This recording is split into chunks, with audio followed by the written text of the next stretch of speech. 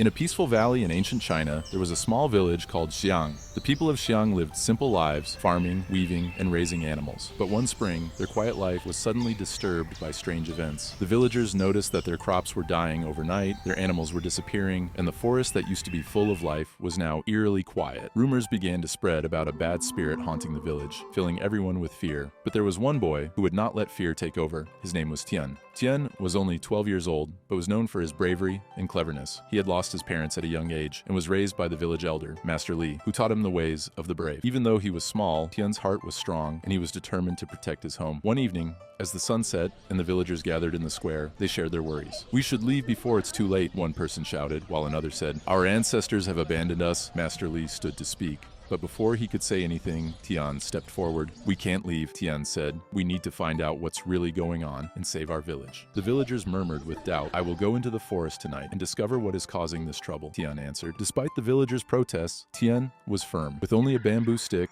and the teachings of Master Li, he headed into the dark forest as the moonlight guided his path. The forest was filled with sounds, yet it felt strangely quiet. Tian walked carefully until he found a clearing where the air felt heavy with magic. In the center stood a shadowy figure performing a strange ritual. Gathering all his courage, Tian confronted the figure. "Who are you, and why are you hurting our village?" he demanded. The figure turned to reveal an old man with piercing eyes full of anger. "I am Lei, the outcast sorcerer," the man spat. "Your village is built on sacred land, and its success comes from my pain." Tian understood that the sorcerer's anger came from being cast out, but he believed there was a way to fix this without more suffering. There must be another way. Let's find a way to share this land peacefully. We can honor the sacred land, and you can find peace. Surprised by the boy's bravery and kindness, Lei paused. His heart, which had been hard for so long, began to soften. "If you promise me this, I will lift the curse," he said. Tian nodded seriously. "I promise." With a wave of his hand, Lei removed the dark magic from the forest.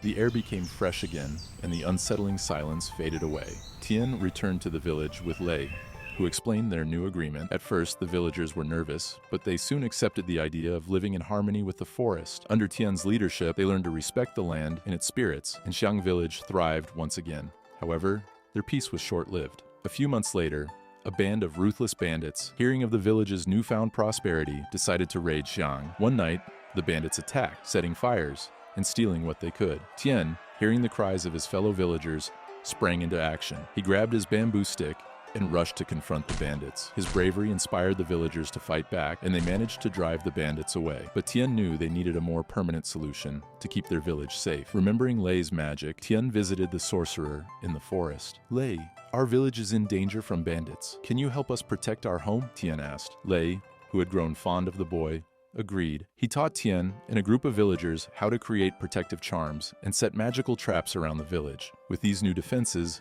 Xiang became much safer. One day, the bandits returned, thinking they could catch the villagers off guard. But as they approached, the magical traps activated, ensnaring the bandits and frightening them with illusions.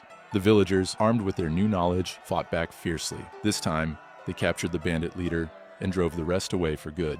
Grateful for the protection, the villagers celebrated Tian and Lei. The bandit leader, realizing the villagers' strength and unity, pledged to leave them in peace. As the years passed, Tian grew into a wise and strong leader, respected by all. The story of how a brave boy and a once bitter sorcerer saved their village from darkness and danger became a beloved legend, inspiring many generations. And so, the tale of Tian, the brave boy of Xiang village, was told for years to come, reminding everyone of the power of bravery, kindness, and the importance of standing together against threats.